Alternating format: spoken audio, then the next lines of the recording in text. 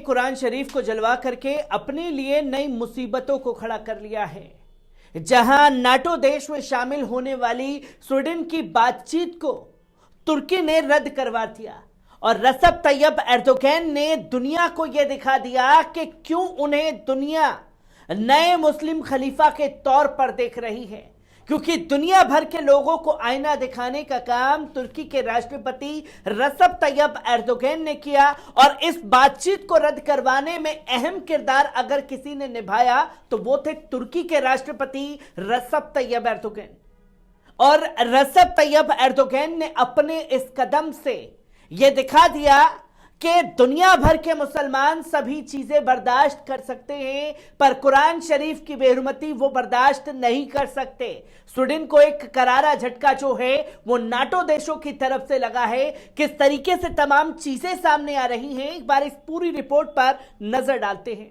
Swedish विदेश मंत्री Tobias बिलस्ट्रॉम का कहना है कि पवित्र कुरान के अनादर के बाद नाटो सदस्यता प्रक्रिया के संबंध में तुर्की और स्वीडन के बीच बातचीत को रद्द कर दिया गया है। स्वीडिश विदेश मंत्री ने जोर देकर साफ शब्दों में कहा कि स्वीडन की सरकार तुर्की के साथ बातचीत को आगे बढ़ाने की कोशिश कर रही थी और उन्हें अब भी उम्मीद है कि उनके देश की नाटो सदस्यता प्रक्रिया गर्मी के मौसम में पूरी भी हो जाएगी। इस बीच तुर्की विरोध प्रदर्शनों में और इस्लाम विरोधी कार्रवाइयों पर तुर्की द्वारा स्वीडन की कड़ी आलोचना के कारण फिनलैंड में पहली बार यह घोषणा की गई है कि वे स्वीडन के बिना ही नाटो में शामिल होने का प्रयास करेगा। जहां फिनलैंड ने साफ शब्दों में यह ऐलान कर दिया, तो वहीं फिनलैंड की इस घोषणा से ऐसा साफ तौर पर लगता है कि वे नाटो सदस्यता के लिए स्टॉकहोम से अलग रास्ता अपना रहा है। खासकर स्वीडन और तुर्की के बीच बढ़ते तनाव और स्वीडन के भड़काऊ कदमों के नाटो में स्वीडन सदस्यता के लिए अंकारा के सकारात्मक वोट की संभावना को लगभग कम कर दिया है। जहां स्वीडन और फिनलैंड ने यूक्रेन पर रूस के हमले के बाद से ही खासतौर पर 2022 में नाटो में शामिल होने का अनुरोध किया था, जिसके लिए इस पश्चिम सैन्य संगठन के सभी 30 सदस्यों की स्वीकृति आवश्यक है। जहां तुर्की भी नाटो का सदस्य है, इसलिए इन दोनों देशों की सदस्यता के लिए उसकी भूमिका भी महत्वपूर्ण दिखाई देती है। नाटो में स्वीडन और फिनलैंड की सदस्यता के लिए तुर्की ने कई शर्तें रखी थी, जो कि विशेष तौर पर सामने आई थी। जहां अंकारा ने विशेष रूप से उन कुर्दों के खिलाफ कड़ी कार्रवाई की मांग की जो इन देशों में तुर्की के विरोध गतिविधियों में शामिल हैं। जहां नाटो सदस्यता के लिए तेज और आसान प्रक्रिया के बारे में स्वीडन और फिनलैंड की शुरुआती धारणा के विपरीत बताता है। अब यह साफ तौर पर स्पष्ट हो गया है कि तुर्की का गंभीर विरोध एक बड़ी रुकावट खड़ी कर रहा है, जो कि तस्वीरें साफ हो गई हैं कि स्वीडन के लिए नाटो में शामिल होना एक सपने जैसा कर दिया है।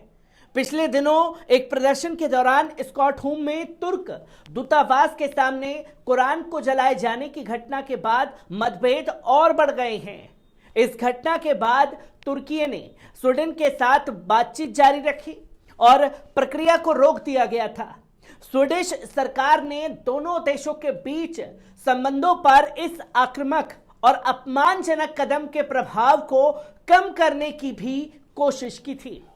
जहां स्वीडिश प्रधानमंत्री ने इस अपमानजनक कृत्य के बाद कहा कि वे अभिव्यक्ति की स्वतंत्रता का समर्थन करते हैं, लेकिन धार्मिक पवित्र पुस्तकों को जलाना एक बहुत ही अपमानजनक कार्य है, जिसे दुनिया का कोई भी मुसलमान बर्दाश्त नहीं कर सकता। लेकिन उनके इस बयान से यह साफ जाहिर हो गया है कि स्वीडन सरकार अभिव्यक्ति की स्वतंत्रता के बहाने खासतौर पर इस्लाम विरोधी ताकतों को और इस्लामोफोबिया को बढ़ावा लगातार दे रही है। आपको बता दें कि पवित्र कुरान के अनादर पर कल ही पश्चिम देशों की चुप्पी पर तुर्की ने आलोचना की थी।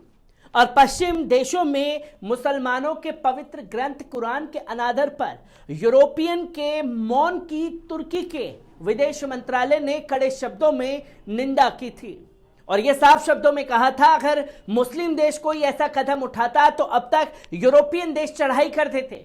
पर तुर्की के विदेश मंत्रालय की ओर से जारी बयान में यूरोपियन देशों की ओर से पवित्र कुरान के अनादर पर मौन धारण किए जाने की लगातार निंदा की गई। इस बयान में पुलिस की सुरक्षा में हॉलैंड और डेनमार्क में पवित्र कुरान के अनादर पर खामोश रहने के लिए बताया गया है, जहां यह साफ तौर पर कहा गया कि अगर कोई और इस चीज को अंजाम देता तो अब तक यूरोपियन देश तमाम तरीके से बोलते हुए दिखाई देते।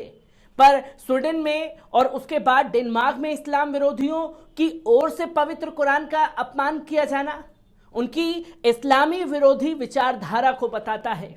जहां तुर्की ने इस्लाम विरोधी द्वारा इस्लाम, कुरान और करोड़ों मुसलमानों को अपमान को सुनियोजित कार्रवाई बताया और कहा कि यह काम सौहार्दपूर्ण ढंग से जीवन गुजारने में बाधाएं डालेगा, जिसका खामियाजा स्वीडन को तो भुगतना ही पड़ेगा, पर चुप्पी साधने वाले देश भी नहीं बचेंगे। याद रहे कि अतिवादियों ने एक सप्ताह के भीतर पश्चिम में 3 बार पवित्र कुरान को जलाया है। यह काम पश्चिम देशों की खामोशी और उनके सहयोग से अंजाम पा रहा है। हालांकि यूरोप में इस्लाम और मुसलमानों का अनादर कोई नई बात नहीं है, किंतु एक सप्ताह के भीतर 3 यूरोपीय देशों में थोड़े थोड़े अंतराल के साथ यह काम इंसान को सोचने पर मजबूर करता है। पवित्र कुरान के अनादर को लेकर हालिया दिनों में बहुत से इस्लामिक देशों में विरोध प्रदर्शन किए जा रहे हैं। इन दिनों के दौरान ईरान, तुर्की, जॉर्डन, इराक, पाकिस्तान, अफगानिस्तान, यमन, नाइजीरिया, बहरीन तथा कई अन्य देशों में लगातार विरोध प्रदर्शन जारी है कुरान शरीफ को जलाए जाने को लेकर के।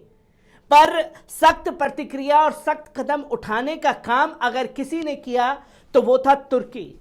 जहां तुर्की के खिलाफ आपकी नाराजगी थी, दुनिया भर के मुसलमानों ने बोला। आप तुर्की के खिलाफ प्रोटेस्ट करते तो दुनिया भर के मुसलमान इस पर नहीं बोलते। पर तुर्की के बहाने जो आपने 2 अरब मुसलमानों के ज़मीर को ललकारने का काम किया है, उसे किसी भी कीमत पर बर्दाश्त नहीं किया जा सकता।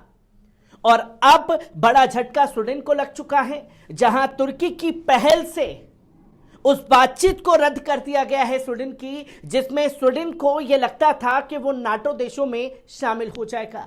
एक बड़ी पहल और एक बड़ी जीत खासतौर पर तुर्की की इन शब्दों में देखी जा रही है। मैं ऐसी ही खबरों से आपको रूबरू कराता रहूंगा। दीजिए इजाजत, शुक्रिया।